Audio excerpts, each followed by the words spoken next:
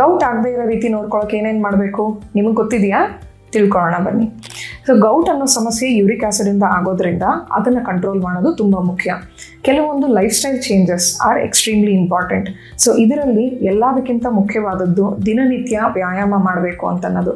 Every day minimum of exercises for 30 to 40 minutes is recommended. ಅದನ್ನು ಹೊರತಾಗಿ ತೂಕವನ್ನು ಒಂದು ಹಿಡಿತದಲ್ಲಿ ಇಟ್ಕೋಬೇಕು. ವೆಯ್ಟ್ ರಿಡಕ್ಷನ್ ಮಾಡ್ಕೋಬೇಕು. ತೂಕ ಜಾಸ್ತಿ ಇದ್ದವರು ಖಂಡಿತವಾಗ್ಲೂ ಅದನ್ನು ಕಡಿಮೆ ಮಾಡ್ಕೋಬೇಕು. ಮತ್ತು ಆಪ್ಟಿಮಮ್ ವೆಯ್ಟಲ್ಲಿ ಇದ್ದವರು ಕೂಡ ಅದನ್ನು ಮೇಂಟೈನ್ ಮಾಡೋದಕ್ಕೆ ಏನೇನು ಬೇಕು ಅದನ್ನು ನೋಡ್ಕೋಬೇಕಾಗುತ್ತೆ. ಅದರ ಜೊತೆಗೆ ಹೆಲ್ತಿ ಬ್ಯಾಲೆನ್ಸ್ಡ್ ಡಯಟ್. ನಾವು ಮಾಡುವಂಥ ಊಟ ತಿಂಡಿನಲ್ಲಿ ಅಡಿಕ್ವೇಟ್ ಫೈಬರ್ಸ್ ಇರಬೇಕು. ಸಿಕ್ಕಾಪಟ್ಟೆ ಪ್ರೋಟೀನ್ ಅಂಶನ ನಾವು ಅವಾಯ್ಡ್ ಮಾಡಬೇಕು. ನಾನ್ ವೆಜ್ ಊಟನ ಪದೇ ಪದೇ ತಗೊಳ್ಳೋದಾಗಲಿ, ರೆಡ್ ಮೀಟ್ ಅನ್ನೋದನ್ನು ಹೆಚ್ಚಾಗಿ ಉಪಯೋಗಿಸೋದನ್ನಾಗಲಿ ಕಡಿಮೆ ಮಾಡ್ಕೋಬೇಕು. ಆಲ್ಕೋಹಾಲಿಕ್ ಡ್ರಿಂಕ್ಸ್ ಅವಾಯ್ಡ್ ಮಾಡೋದು ಉತ್ತಮ. ಕಂಪ್ಲೀಟಾಗಿ ಅವಾಯ್ಡ್ ಮಾಡದೆ ಹೋದ್ರೂ ಕೂಡ ಅದನ್ನು ಲಿಮಿಟಲ್ಲಿ ಇಟ್ಕೊಳ್ಳೋದು ತುಂಬ ಮುಖ್ಯ. And similarly smoking is also A risk factor. ಅದನ್ನು ಕೂಡ ಅವಾಯ್ಡ್ ಮಾಡೋದ್ರಿಂದ ಯೂರಿಕ್ ಆ್ಯಸಿಡ್ ಅಂಶನ ಕಂಟ್ರೋಲ್ ಮಾಡೋದು ಸುಲಭ ಆಗುತ್ತೆ.